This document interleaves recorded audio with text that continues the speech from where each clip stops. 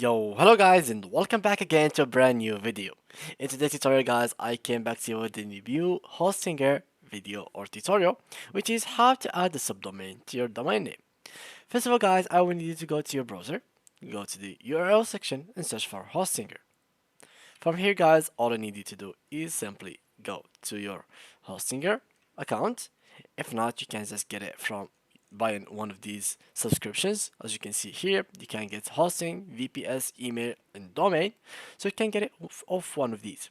When you buy it, they will give you an account officially in their HP or H panel, which is the C panel of Hostinger.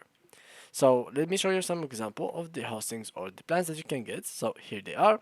This is the hostings that you can get, the domain names, the prices that you can get for each domain.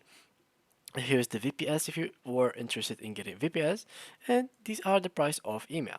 Now let's log into my account, and here it is. As you can see here, it will open home, hosting, emails, domains, VPS, SSL, and billing.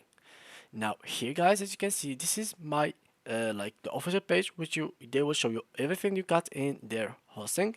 So now I have only the domain name. If I click on manage, here you will find the domain name. So how you can actually get a new domain based or like a subdomain for your domain name? That's pretty easy. You only need first to get a hosting and then a domain. So I have already a domain, so the next thing I have to do is buy a hosting. And all you need to do is make sure that your hosting is capable of giving you subdomains. So as you can see here, for example, this one is not capable of giving me any subdomains. I mean, it's capable, but not as efficient of others. For example, this one is capable of only giving me 2 subdomains, and this one is capable of giving me 100 subdomains, and so go on. So I highly recommend you guys to get this one, which is pretty decent. All you need to do is select, then go and buy it.